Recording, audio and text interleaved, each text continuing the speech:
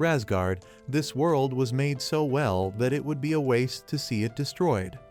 But look for one hero suitable is very boring. However, he had an idea. Why wouldn't he send a random person with very strong power into that world? He said he will send a job offer to Hello Work. It was time to observe. Inside that place, there may appear to be a person there, dressed casually, without a proper CV. Since he's close by, you'll meet him in person. And what's done was done. If that doesn't work, he'll think of something again. Even if the world is destroyed, he can do it again. Then, our protagonist suddenly finds himself in a job interview. He is a 23-year-old NEET. Your name? Yamano Masru. And besides all that, he wanted to show his parents that he was looking for a job. But he didn't think he could do the interview in casual clothes and without any resume.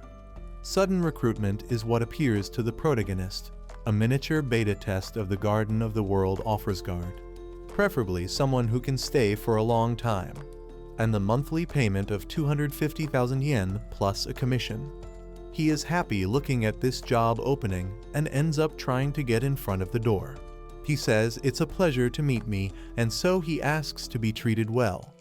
The man who serves him asks to continue sitting and believes he is the person they contacted. His name is Aitu, and he was in charge of doing this kind of thing. He says sorry for coming with a casual outfit and what kind of game testing he will do in that session. You ask if the protagonist played RPG games, and yes, he even says that he loves them. And that made things a lot easier. They want him to test a new skill system they are about to implement.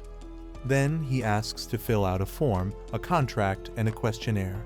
Our protagonist is finished, and in fact, he will make the protagonist experience the world immediately. It's in this moment when the protagonist is teleported to a new world without even realizing it. Pura identical with a beautiful view. At that moment, he ends up trying not to believe it, and he says he understands, so this was the virtual reality that everyone talks about. This was not reality for him.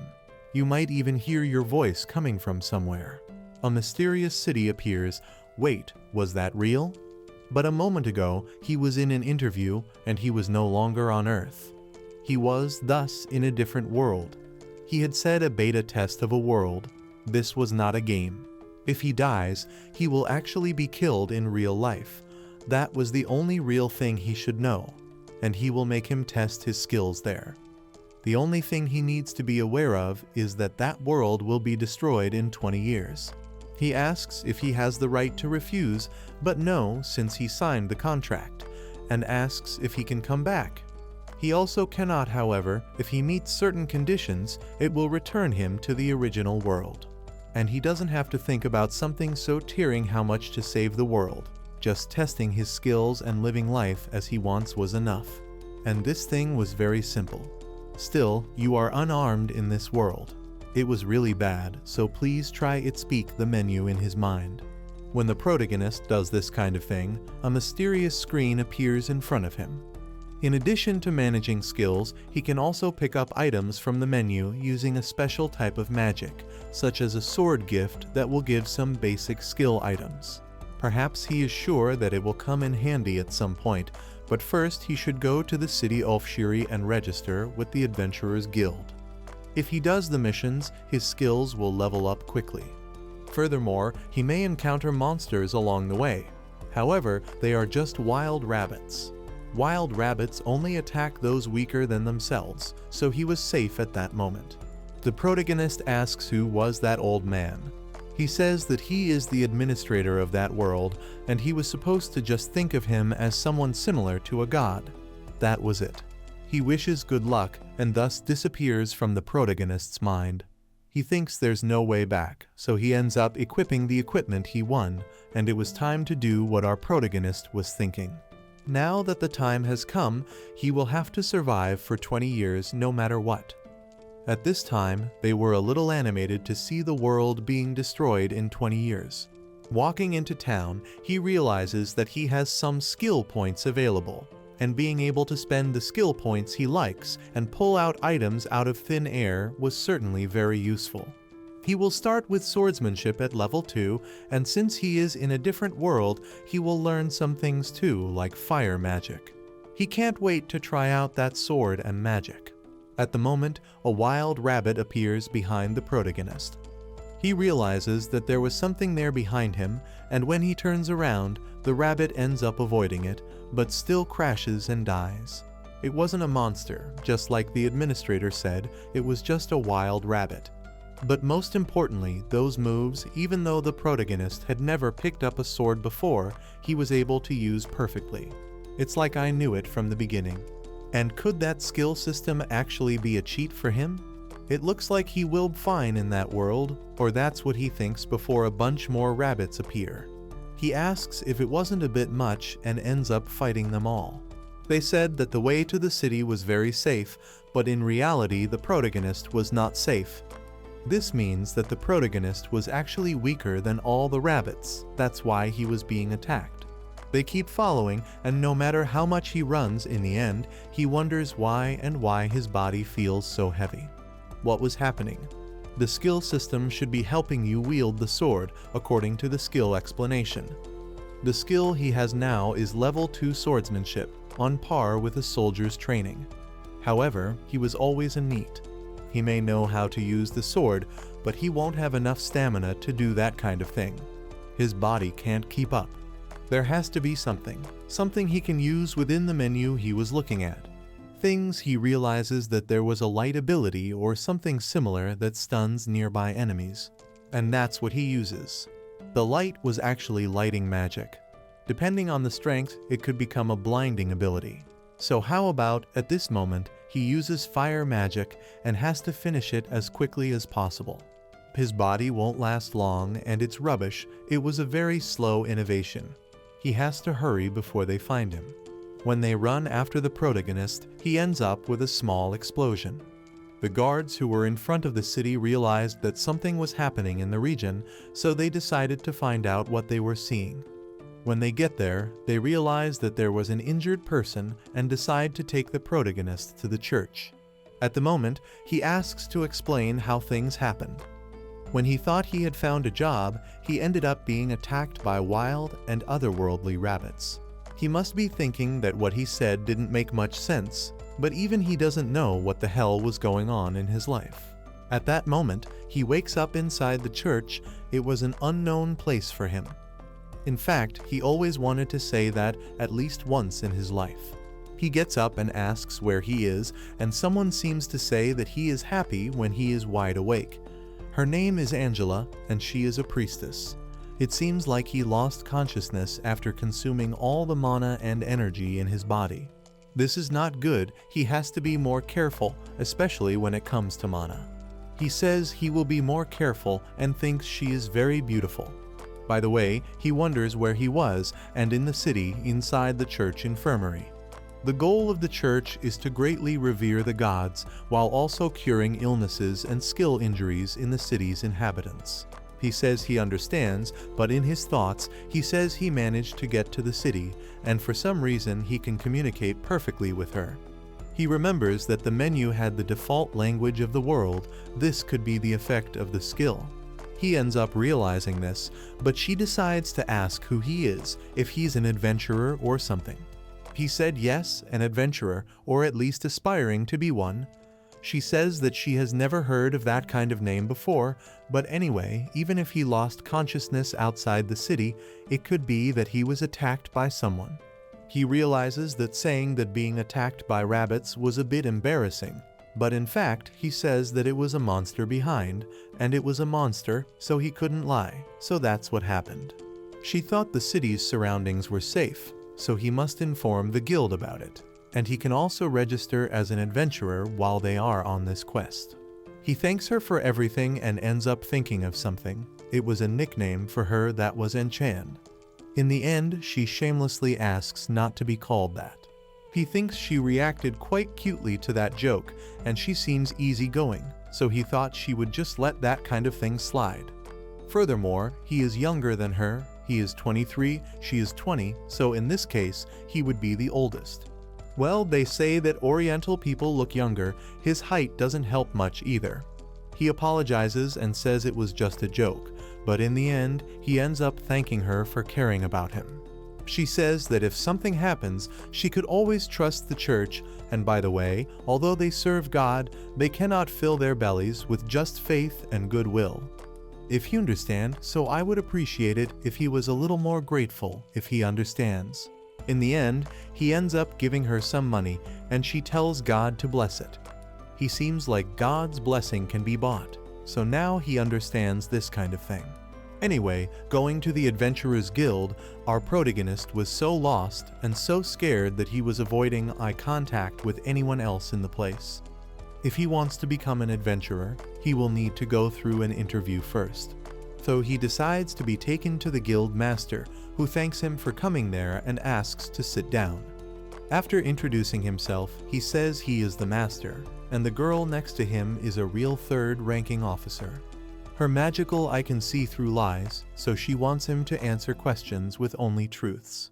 He stays questioning about this kind of thing, and she looks like an elementary school student, but she seems like a person with an extremely important position. She ends up feeling ashamed. She wasn't supposed to face her, and to be honest, he would rather look at a cute girl than an extremely muscular old man.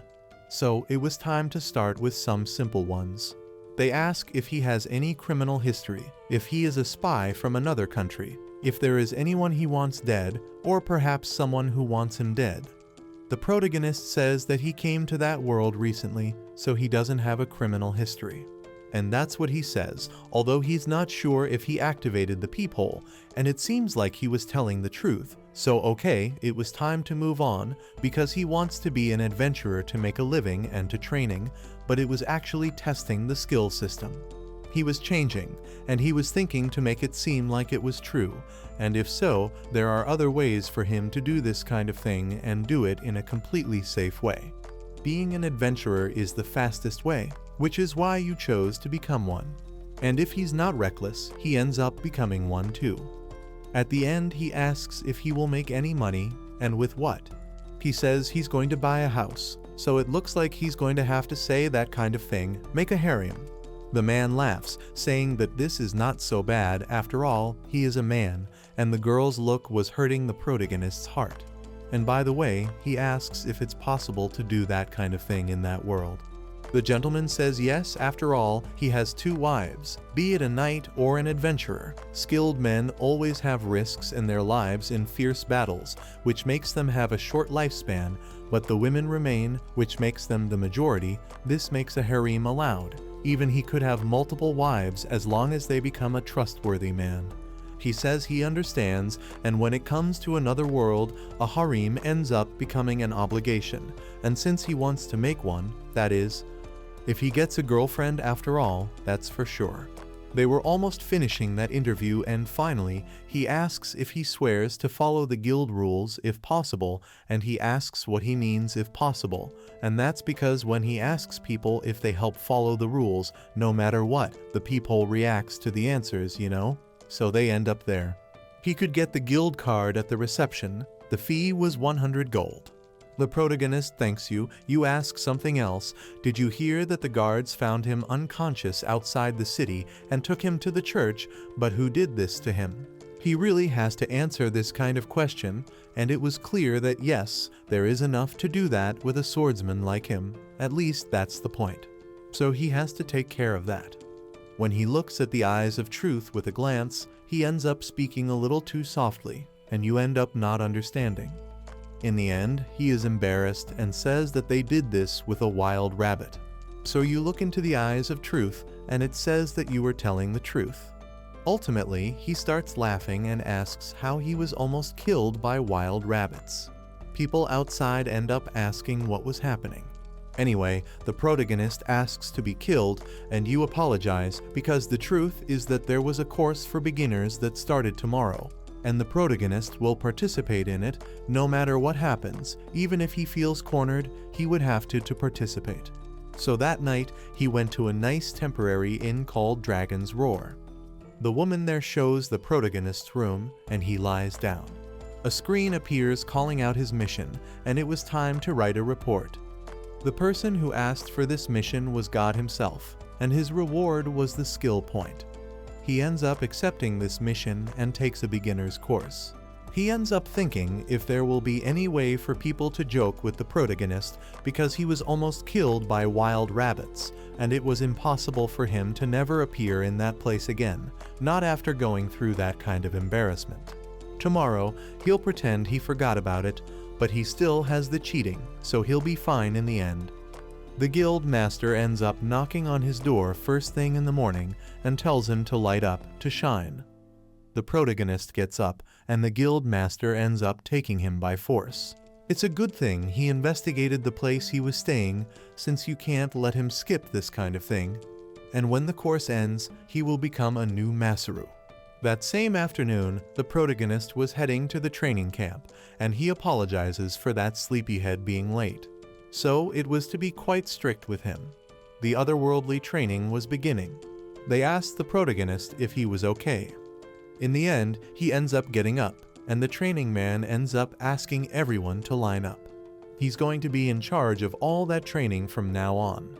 He is the sergeant, a former adventurer. They are impressed by the adventurer's skill, and he asks if that was very incredible. The boy next to the protagonist asks if he really was an adventurer, as those in that ranking are the best. Didn't the best like him know that? Before training began, they needed to put on that peculiar equipment. It was something more than a simple choker.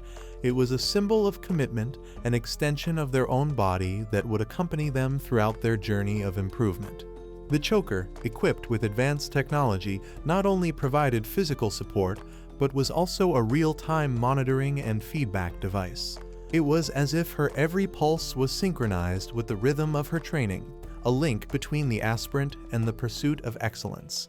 After putting it on the protagonist, it closes, and now that everyone had it, they asked to be heard, and the neck thing was actually a choker of subordination. It is the item whose use is only allowed within that training camp. They can't take it off until the training week is over, and they can't escape either. People are scared by everything there because they can't take off that choker, and they say they couldn't talk until asked, and they were supposed to put you on before talking about anything.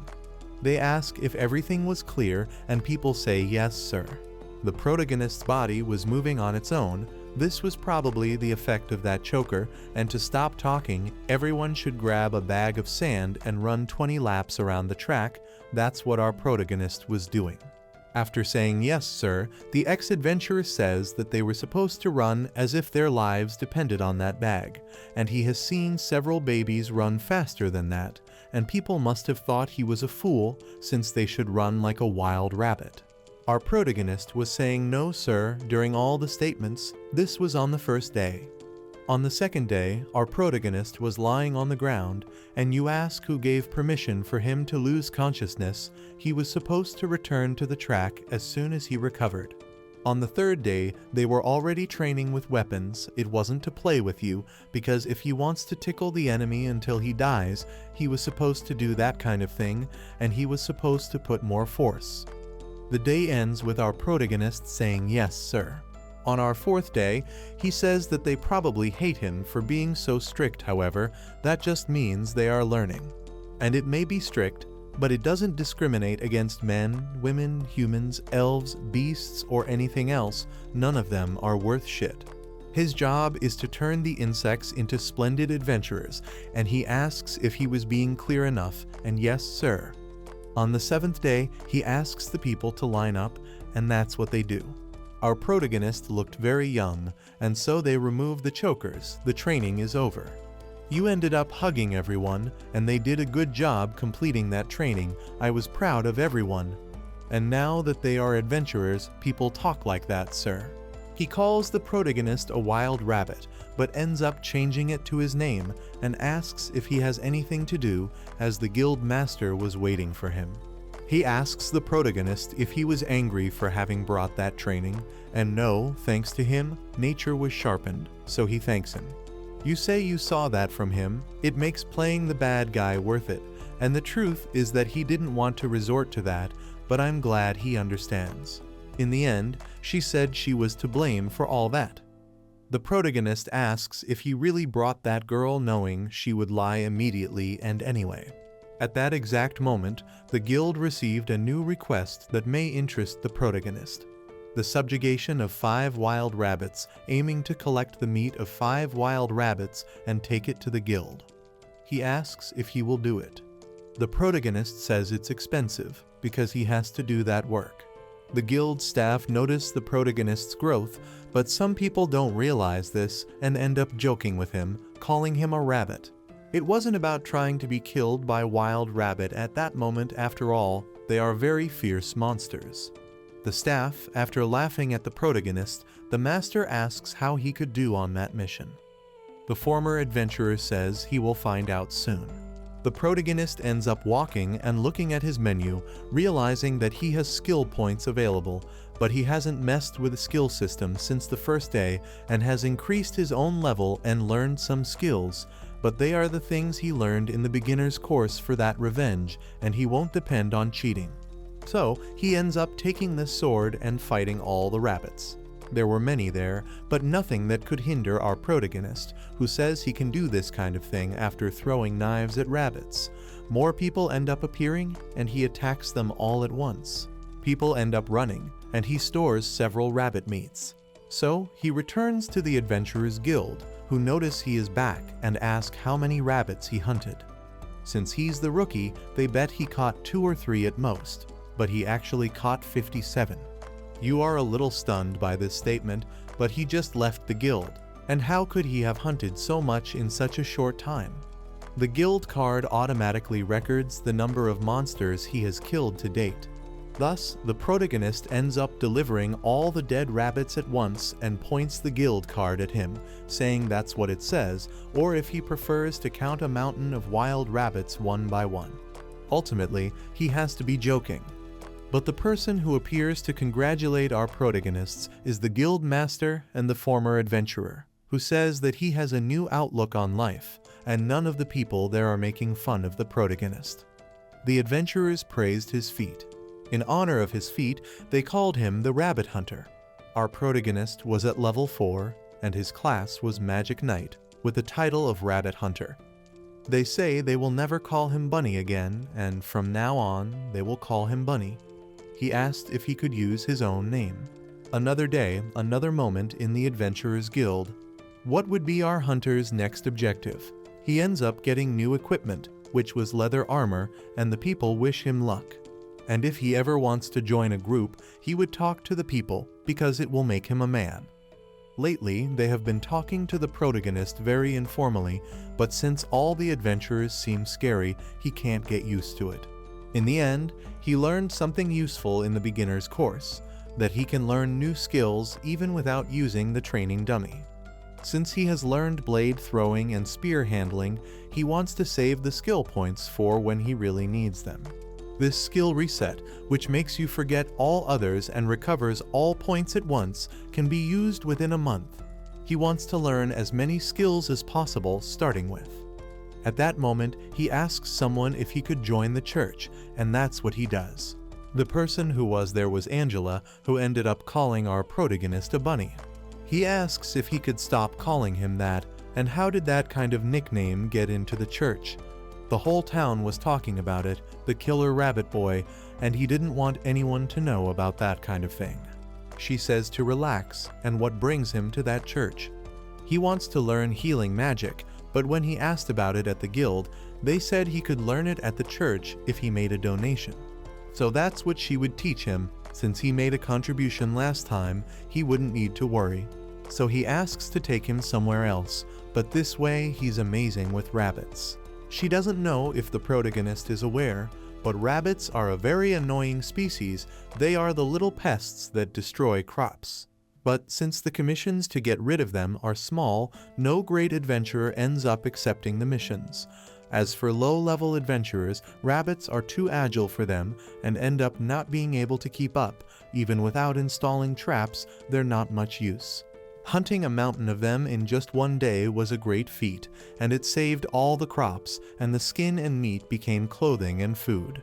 She thinks he is an amazing person and thanks him for helping others. Ultimately, our protagonist asks how that woman could say something like that so directly. He asked her if she was exaggerating, but in fact she was completely serious. Ultimately, they will practice in a separate room to learn healing magic. It takes 2 to 3 days of a difficult course and another 2 weeks of an easy course. Which one will he choose? In the end, he asks if he could test her full potential on the difficult course, and since he was saying something really cool, she ends up leaving it in his hands.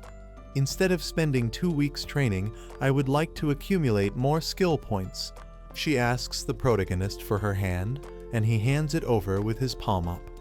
Her hand was extremely soft, so she asked not to move, as she might make a mistake. At that moment, she sticks a knife in the palm of the protagonist's hand, and since he wasn't supposed to do something like that in a mess, she says that she would cast a healing spell on him. So she had to pay attention to the mana flows, and she ends up using healing magic on the protagonist's palm. There was nothing left, the injury was big, so he thinks he can see the flow of mana very well. In the end, he said he thinks so, even if it was more intuition than perception. Now she asks him to try to recreate that flow for himself, and it was time to do it again, but he tells her to wait, since she was very strong, and not to worry, it will just be the tip. Ultimately, she was looking very scary to the protagonist, her eyes were terribly serious, and she ended up cutting the protagonist's finger for a bit. It was time to check out the clinic, so the protagonist was supposed to practice alone, and that's what he does, trying to see the flow of mana. He ends up making a little mistake. The way he had saved disappeared. This was much more difficult than he imagined, so he thinks he will use a lot of mana at that moment. And it's a good thing he got that God's ring that morning right when the protagonist woke up. Since it's a wild rabbit thing, it was funny. It would give a bonus to the protagonist. That item was very useful for him to be very so easy. It was a magic ring that would give him a % more mana and an increase in recovery speed as well. So our protagonist was using a lot of this power and realized that there were many children behind him. They end up running when the protagonist observes, and Angela appears, who apologizes to the protagonist, but things at the clinic were more difficult than she thought.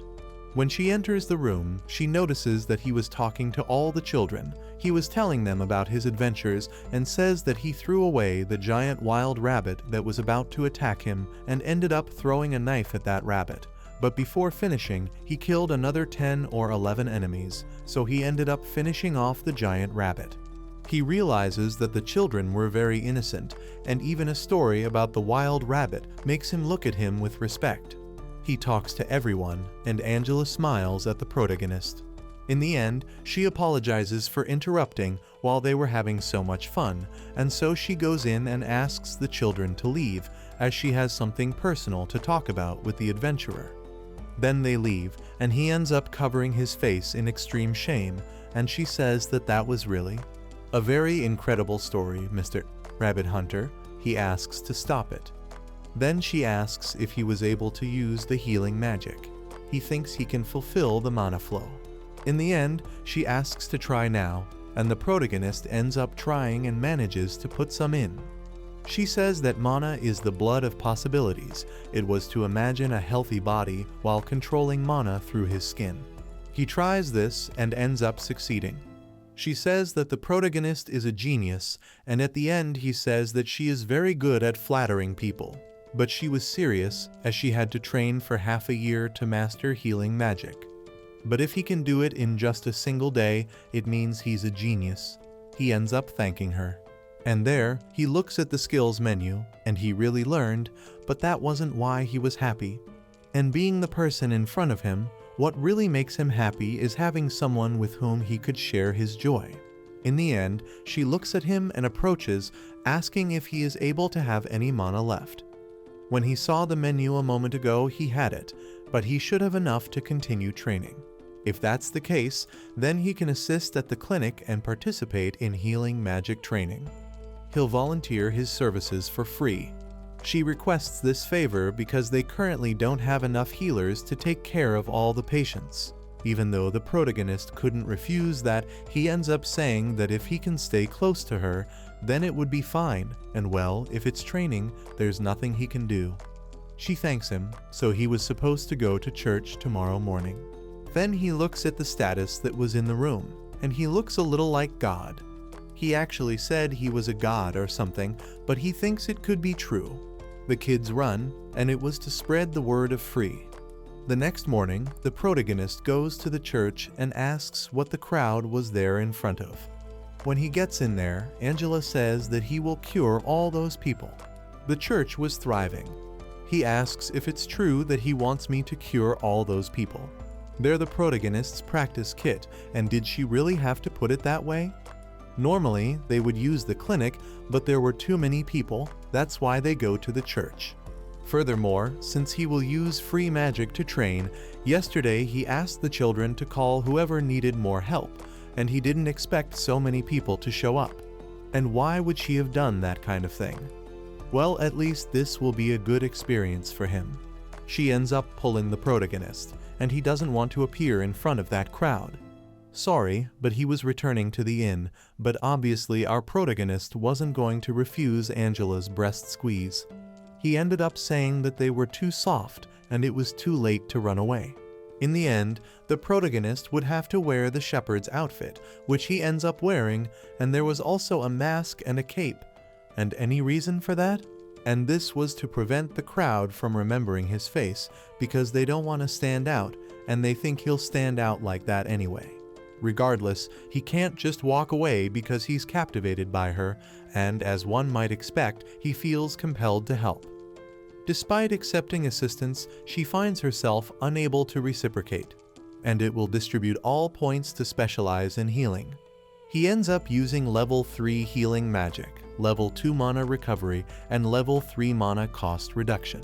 So he asks the first one to come in. It was an old woman who says that lately she has had trouble seeing, and although the longer it takes, he says that he understands that it's not just myopia. She asks what that would be and could happen when she was getting old. It wasn't a disease, but he thinks he could cure it and improve the condition a little. Angela ends up giving the protagonist a few winks, which meant for him to heal that lady. Now it was kind of like eye contact. And that's what our protagonist does, and now she could see much better after he uses the magic, but as if the darkness of the world had disappeared. Excellent. And that should be the placebo effect. Over time, the protagonist ends up picking up some strange customers. One says he had shoulder pain when he turned 40, and that was because he turned 40. Another says that hair has become increasingly fragile and must be hereditary. A lady says that her skin has been getting dry since she started tossing and turning every night studying, and this is because she is neglecting her sleep. And you shouldn't rely on magic for that kind of thing. This will certainly help with his training, but he doesn't want to use mana points for things like that. It's good after all. If they say it would be free, many should have come just because of that. The other one calls the next person. It's good if he can have some peace of mind with all this, then everything would be fine. Then he says that they are in the protagonist's care. A smiling child walks in, and he thinks he could cure her, but that won't solve the real problem. It was malnutrition. Even a normal person, I could say that they are like this due to a lack of nutrients. Normally, someone would scold their parents or something like, how could they let it get to this point?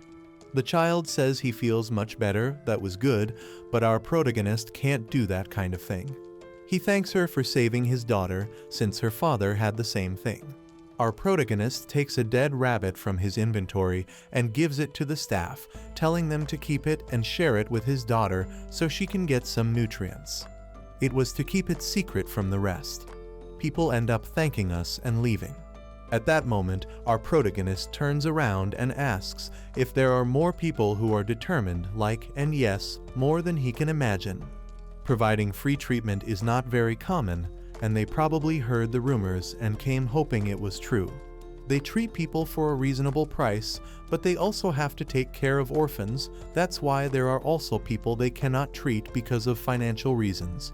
And even if they could cure them, he understands that kind of reason that wasn't the problem. The protagonist says that those who are injured stay and send the rest away. The protagonist then ends up healing everyone until he receives a person who already seemed hopeless. He keeps healing, but it wasn't working. His condition was terrible. Angela notices how bad our protagonist was and ends up calling out to the protagonist, holding his shoulder. It was time to speak the truth. In this one, the protagonist prepares himself and apologizes, as there is nothing he can do. The man looks at the child and says that just checking on him was more than enough, and he starts to cry. There was nothing he could do anyway. Our protagonist is scared by this situation. In the web novels he spent a lot of time reading when he was a NEET, the protagonist who had received incredible abilities from a god was incredible in another world. So what did he mean by there was nothing he could do since he has an incredible ability too? He's supposed to be incredible, and yet he can't save those who need saving. Angela also said that kind of thing, and even if they could cure them, that wasn't the problem. Poverty could not be solved with magic. Our protagonist starts to cry, and so inside the room, he takes off his hat and says he was very tired. She hands the protagonist some tea and says he did a good job. She was impressed because he cured so many people. And one day, he asked what that sticky thing was in the cup, and it was concentrated magic tea. It will help recover mana and ease the tension in his body. She says that she sent the rest of the patients home, and there was no need to worry, as she had already warned that as soon as the healer no longer had mana, the checkups would end. And the protagonist says that everything was fine. And so, she looks at him worriedly and says that it was a great help and ends up thanking him. He says the same, and thanks to her, he is more confident in healing magic. He turns his back and walks towards his inn. She then says that the protagonist doesn't need to stress about this kind of thing because he saved a lot of people today, and she doesn't have the immense amount of mana that he has, so healing all those people would be impossible for her. But if he could only heal so many people, why was he in that place? And because of that, she wishes he could help again tomorrow. And of course, if he doesn't mind, every week. And even the healing magic are things he achieved using cheating and good equipment that were not the result of his efforts. But if he could use those tricks and things to save other people, then it would be fine. He says they should forget about it and do their best the next day. Mana has a limit, and poverty cannot be solved with magic, so it was time to do the best with what they can do without seeing the impossible. She says yes, she was really relieved about that, and if it was supposed to be training, he seemed to be trying too hard, so she was starting to worry about him. And well, he was a little depressed after seeing the cruelty of that world, but now that she cheered him up, it was nothing. In the end, he ends up saying that he will see her tomorrow. Angela says she was very grateful for the protagonist helping. On a mountain somewhere else, there were adventurers who were fighting and realizing that those guys below them were trouble and were going to do something. One of the warriors says that in his hometown, they call the March of the Monsters the Night Parade of the 100 Demons, the Right Night Parade. That phrase was perfect to describe how they were at that moment, as they will have to report that to the guild, an abnormal situation lurking in the shadows. Another day passes, and once again we go to the Adventurers Guild. Our protagonist was very happy, as today he caught one of the big ones and also saved some money by hunting wild rabbits. So you think it's time to move on to the next phase. Our protagonist arrives at a bad time, as the guild master calls him, saying he arrived at a good time, and he starts to have a bad feeling. He says he just remembered he had something to do, so he was heading home. In fact, he was guilty, and he wasn't one to make up lies at the speed of sound. It was time to not be mean about this kind of thing, as it is not a good deal for him. Right at the church, our protagonist says good afternoon to the children, who call him Mr. Sealho. The adventurer arrives and asks if Angela was there. One of the children says yes and wanted to take her to him. The children could be cruel at times, calling the protagonist Mr. Rabbit. They ask if the protagonist married them, and he says that he was supposed to listen and be surprised, contemplate, and admire, because this time he caught one of the big ones, a very gigantic pig. Wild rabbits weren't the only thing he could hunt at this time. The children start to cry, and Angela asks what was happening and why the children are crying. She notices that the protagonist was there, and he points to the giant pig that was dead right in front. That was why. Well, the older kids are going to shower with the kids who got dirty, and those kids out there should stop crying because nothing bad is going to happen. Those with duties today would get ready for the shower, and the rest were to go to the laundry room. It was incredible because she was already extremely used to this kind of thing, so she was like a babysitter. She looks at the protagonist and realizes that he smells something, and it couldn't be him. He uses purification magic every hour on him, and while purification magic can only remove superficial things like blood or dust from a sword, dirt must be purified, and he is allowed to use the soap, but only this time. The children end up taking the protagonist to the bathroom. It was time for him to go wash in the shower. He says it's been a while since he last smelled soap, and she said it was okay to use it just this once. So maybe soap is considered a valuable item in that world. It seems that Angela went to take a shower after that, and if this were a manga or an anime, the scene of her taking a shower would not have appeared at that exact moment. That's exactly what happens, but it doesn't matter anyway as the protagonist can't see this scene. She comes out of the shower saying it was really good and asks why the protagonist was screaming, and it was nothing. He can't say anything since he was thinking about incidents about her, and he already knew she was beautiful, but she looks even more beautiful after taking a bath. The protagonist apologizes for earlier and didn't think the kids would be surprised. They shouldn't worry about that because one day they will see beasts and monsters anyway. It is better for them to experience the dangers of that world sooner rather than later. But if he wants to make it up to her, then some of that delicious boar meat wouldn't be so bad, and of course he'll bring her some next time. He came today to give a little help, in which case he can go to the clinic after finishing his own tea. There's that too, but the main reason he came today is to let her know that he won't be able to go for a while. She asks if anything has come up, which is true since she'll be out of town for a few days. They will investigate the northern forest. Apparently, it's the special magic that can store items that is somewhat useful, so they asked to take some luggage from the investigation group. Being popular was certainly difficult, although the only thing he is popular with is his adventurer baggage. She really wanted to laugh, but she wouldn't have to hold back, you know? Ultimately, she asks if there is anything going on in the forest, and as it turns out, there is a large horde of monsters passing through there. This was extremely dangerous, but he heard that the sergeant, the one who did his training and other adventures, will also participate, and he just knew that he will be watching the back. So he will be paid even if he doesn't participate in the fight, but there is a chance that one of them will attack the protagonist. But anyway, he can use a sword and also uses spells like small explosion, so it'll be fine. But she is extremely upset, and he asks why. She refuses, aware that she shouldn't do anything reckless. After all, he needs to return safely. And he would come back, of course. He wonders if it looks sorelyable so to her, and then leaves the city. She asks him to be careful, a plea that resonates in his mind as he walks away. Determined, our protagonist heads towards the next stop on his journey, the Merchant's Guild.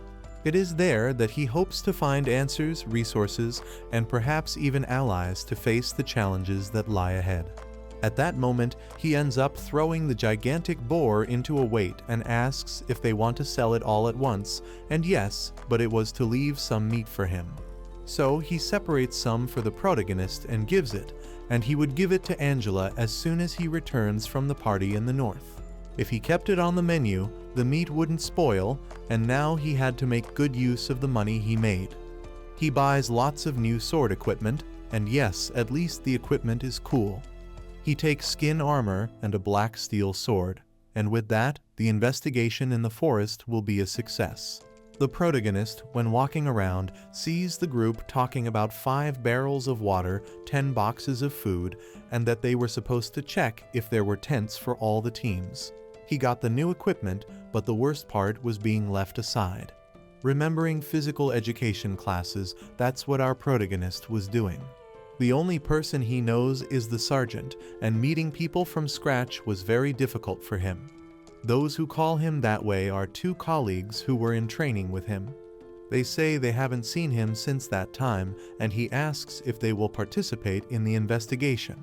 It was time for them to get along. The protagonist ends up crying, saying he was safe. He was so happy to be able to see the people who were there in front of him. At this point, it was time to start performing. The sergeant comes forward, proclaiming himself as leader of the investigation group. Then it's another's turn to introduce itself, the biased sword, whose name evokes an aura of mystery and dexterity. The other members are introduced as Leeds, Mulal, Krook, and Silver, all of whom hail from a distant village. Interestingly, the team's name reflects their place of origin, a connection that strengthens the bonds between the group's members. With the group gathered, it's time to formally introduce themselves, marking the beginning of a journey that promises challenges and discoveries. He introduces himself and says he's the rabbit hunter, and it seems like the joke worked, because everyone was laughing. It was time to continue the presentations. The next ones to introduce themselves are the archers, who say they could count on them. Next up are the wings, who are in charge of reconnaissance. The name of one of them was, and ultimately, the main force of that operation was the Axes of Dawn. There was the leader and the rest of the group. One of the girls ends up introducing herself. It was Elizabeth, and she is a wind mage. She ends up refusing to accept that he is a proud wizard like her. So let's go to the forest. They traveled for 5 days straight, and even those who don't usually stay behind should be careful. Everyone says they understand the situation, and so asks the protagonist to stay close to them, but there was one person who didn't even want to look at the protagonist. It was Elizabeth. He asks if he did something wrong, and that girl has been staring at him for a while now, and maybe she doesn't like something about the protagonist. And what would it be about? Maybe it's his face somehow. It's quite absurd. So he asks if it was the face and how it could be so cold like that. So they raise their hands, saying that they were starting the battle as there was a group of monsters ahead. Their mission is to investigate the forest, but they shouldn't avoid unnecessary battles. They could end up flanking in the future if they don't defeat at that moment. And he believes it would be best to eliminate them as soon as possible. It was time to do this, as they are just goblins, and even if there were 50 or even without them, nothing would change. But one of the warriors was her, who was to just do double envelopment and attack from both sides. First, the plan was to start with magical attacks, destabilizing the enemy's defenses, while the archers would be ready to fire afterwards. Secondly, the element of surprise would be crucial, with a planned assault from behind to catch the enemy off guard. Depending on how the battle unfolded, other party members would be involved in the combat. In any case, they specifically asked that the protagonist and Elizabeth hold the initial attacks, recognizing their skills and strategic importance for the success of the mission. They tell her to count on them, and she asks the protagonist not to delay her attacks or do anything like that. He says everything was fine. In the end, maybe she really hates the protagonist. The archers gave the signal, and it was time to begin the conjuration, perpetuating the spiritual power of the pact between the ancestors and the elderly spirits. With that finger, that wisdom, she commands the emptiness of the sky. He asks, was this a conjuration? And so she uses the wind tornado, and the protagonist uses a small explosion, which ends up attacking many of the enemies. One of them would call for reinforcements, but the archers ended up not letting him, and they ripped off the arms of the people who were going to call for reinforcements. Their numbers dwindle, so it was time to advance. So they advance and end up killing several enemy gods. And to prevent them from getting in the way, he will use that to provide support, which was a fire arrow, which ends up going through some of the goblins. Elizabeth says he seems really talented, but he shouldn't let his guard down until they've defeated the last of them. But yes, one of the goblins would attack her from behind, but the protagonist ends up protecting her and asks if she was very well. He asks if she did something unnecessary, but she could have defeated that enemy with a dagger involving the wind, but thanks her, as she is only saying that because she was actually saved. So after the battle, everyone would rest. The protagonist is ordered to store everyone's body, and he would later figure out who killed what in the guild card. Then they would sell the bodies and share the rewards. The Twilight Wings group will look for a place to camp. The other groups must also work together to secure the perimeter, and they ask why they can't just stay there. It's because some beasts are attracted to the smell of bodies. A barrel of water is placed on the ground, and so the protagonist ends up checking in all the items regarding a barrel of water, 2 boxes of food, a weapon repair kit, and Aurora's group of axes. At that moment, Elizabeth looks at the protagonist with a very angry face, and he asks if she needs anything, and where she learned that special storage magic.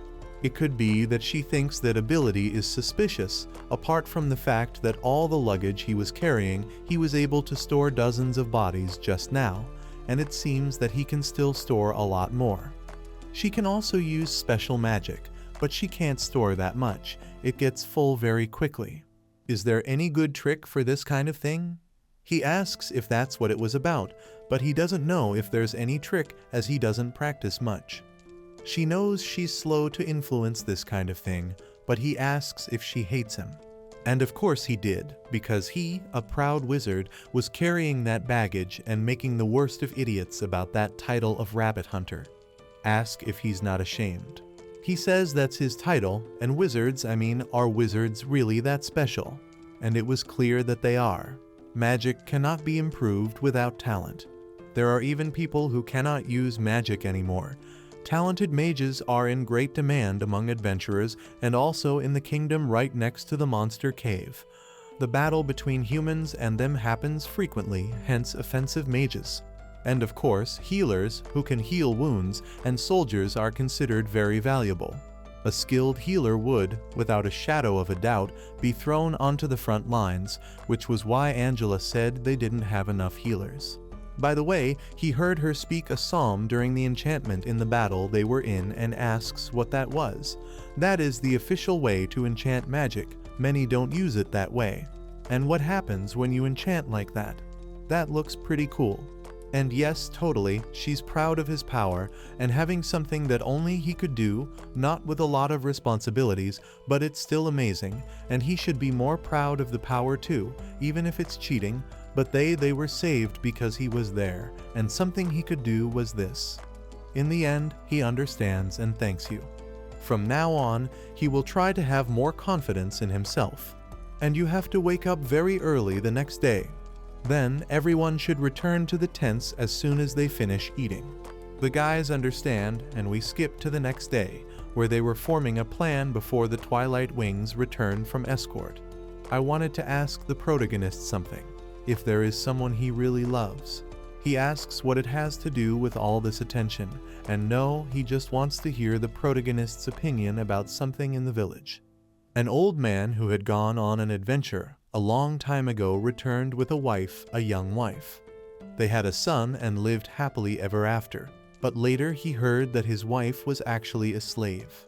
He was surprised, but then he thought to himself that what he method was valid. He's considering buying a slave because adventurers don't usually find women, but it's still not like buying a life. That's why I wanted to hear the protagonist's opinion. The Japanese aren't used to this, but he thinks it's okay. Recently, he saw the waitress who was interested in getting intimate with her boss. So he thinks he needs a more solid method, and now that he had to teach me this kind of thing, he thinks I should buy it.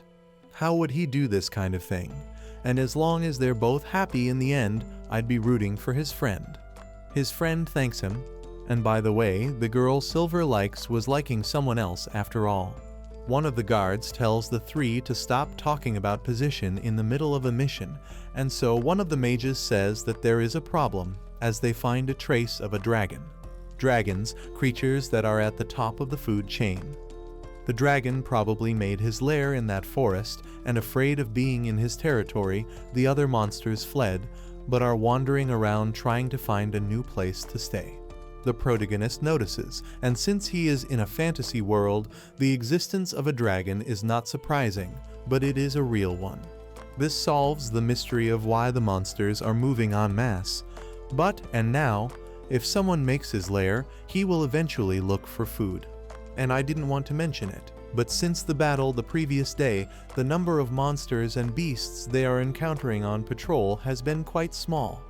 There is a place they could get food not far from here, the city where the protagonist was. The dragon would have to fly for 12 hours to reach the city. This is at worst. It was time to slay that dragon. The axes of Aurora led that fight as they had experience. He touches the protagonist and asks what he could do. Originally, the mission was just to carry the luggage, so he didn't need to risk much in that battle. The part wasn't mandatory, but he thinks he should stay as they have experienced members. The reward will be enormous. This will help his reputation as an adventurer. I would be betting on the winning horse. People say they will stay, as that is the first objective for buying a slave, and this could help a lot in that work. If he's shouting at the top, someday he'll encounter a great wall known as a dragon. And to climb it, you need to risk the chances you have of succeeding. So what would the protagonist do? To be honest, he doesn't want to risk his own life, and can hunt with him the wild ones, but essentially than normal people and even wild pigs, he can make money and continue the skill tests as usual. So he doesn't need to risk his life on a mission to kill a dragon that appeared out of nowhere. But with the appearance of Angela in the protagonist's head, he says he will fight, but he shouldn't expect much from him. We walk to the lair. They ask the Wings of Twilight if they are defeated, they want them to tell the city. So they give good luck. They will first try to bring him out. They won't focus all the firepower if it stays within themselves. That's because they don't use the protagonist's explosives to bury him alive. This would not be enough to kill the dragon, as it could escape and make its lair elsewhere. Furthermore, it is known whether that other place could be closer to the city or not. That means they would have to defeat him anyway. When he saw the staff, but rendered their wings useless with the protagonist's Elizabeth magic, if they managed to take away the only means of escape, the other staff said they would take care of the rest. And everyone was counting on the wizards. They were supposed to write 2 copies of the wills, and they were beginning to regret the decision, one for themselves and one for Chief Nice. They start, and the protagonist says that he is going to put it inside the menu window, so that God can give it to his relatives and look there, look at what is inside the computer, and completely destroy his HD. For an otaku, that was very important, so when that fight is over, you will buy a really cute slave and live happily. And why did he say such a thing, since he wanted to die? It's too bad, because it was the one thing he couldn't say no matter what. And if a death route begins, it was bad there. Since everyone had written, it was time to start. So they come in and end up removing the skills, putting in all the points and distributing high enchantment speed again. No, it was better to max out and prioritize combat skills, starting with fire magic. He can't imagine the comfort of a dragon, so he will take the big explosion, which is better than the small one. The explosion will get rid of his wings for sure. Elizabeth says that the protagonist is very different. He asks what it means. It was difficult to admit that kind of thing, but he has a talent for magic and swords too, it seems. He also heard that the guild master, the protagonist, has been working alone as a very low-ranked adventurer, and that this has no relation to ambition or sinister motive. He was flattering the protagonist, but asks why he was accepted on that mission. He asks if she couldn't laugh at the situation.